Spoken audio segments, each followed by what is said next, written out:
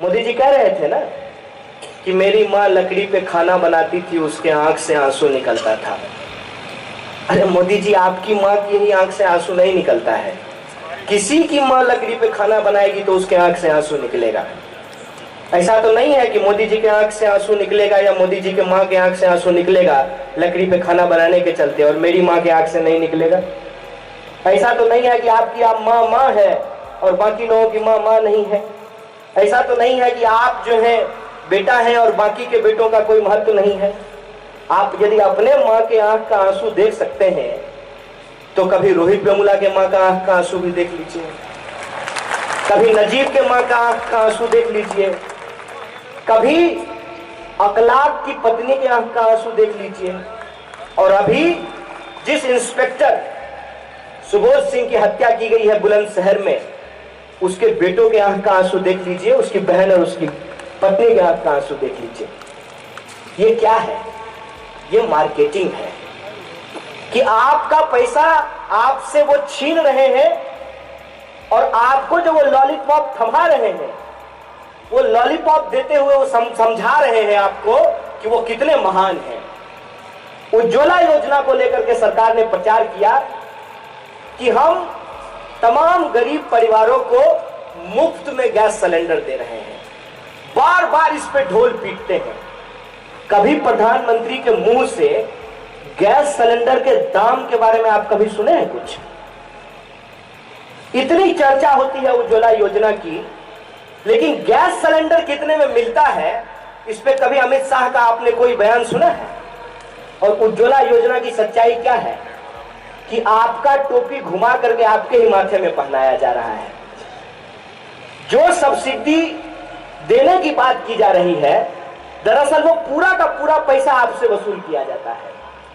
और सरकार बार बार ये दावा करती है कि जो हमने जनधन योजना शुरू की है, उस जनधन योजना के चलते सरकारी योजना में भ्रष्टाचार समाप्त हो गया है। ये सरकार का दावा है। अब एक बात हमको आप सोच करके बताइएगा, जो लाल कार्ड योजना के तहत लोगों को 3 रुपए किलो चावल मिलता था, आपको 15 किलो चावल मान लीजिए मिलता है, तो 15 या 45 रुपया हुआ। 45 रुपया आपके खाते में भेज दिया जाएगा, आप 15 किलो चावल मार्केट से खरीद लीजिएगा। इस बात को आप सोच करके देखिए कि कैसे इस देश की जितनी भी लाभकारी कल्याणकारी योजनाएं थी उसको एक एक करके समाप्त कर दिया गया और हमसे हमारा सब्सिडी छीन करके इस देश के पूंजीपतियों के खाते में पहुंचा दिया गया है। और इसका उदाहरण मैं आपको देता हूं कि इस देश में जो टोटल एनपीए है, एनपीए मतलब ये है जिन लोगों ने बैंक से कर्जा लिया और बैंक को वो पैसा वापस नहीं किया गया, उसको एनपीए कहा जाता है। इस देश में जो टोटल एनपीए है वो 10 लाख करोड़ है और इस 10 लाख करोड़ का जो 90% से ज्यादा कर्जा है वो इस देश के 250 परिवारों को दिया गया है और उसमें से 3,16,500 करोड़ रुपया इस देश के कॉरपोरेट का माफ किया गया है। और इसी माफी का लाभ उठा रहे हैं मुकेश अंबानी के एक भाई हैं अनिल अंबानी, जो बैंक का पैसा नहीं लौटाया है, जिसके पास बैंक को पैसा लौटाने के लिए नहीं है, उसको इस देश में राफेल का ठेका दे दिया गया है। और ये राफेल का ठेका क्यों दिया गया है? ये राफेल का ठेका इसलिए दिया गया है कि आप लोग भी थोड़ा इतना तो समझते होंगे ना, दलाली क्या होता है?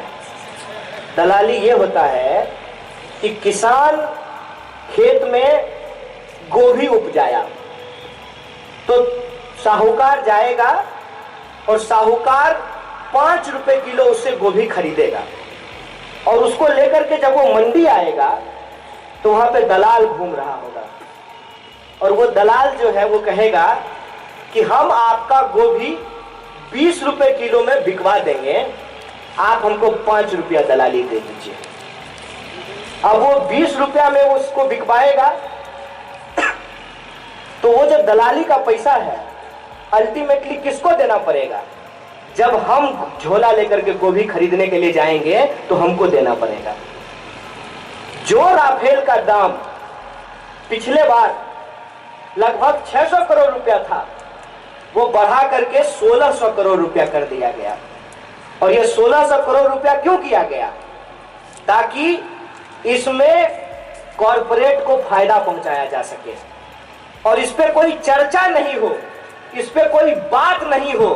इसीलिए अंबानी साहब के जो चैनल है वो दिन रात राम मंदिर बनेगा कि नहीं बनेगा ये सवाल पूछते रहते हैं।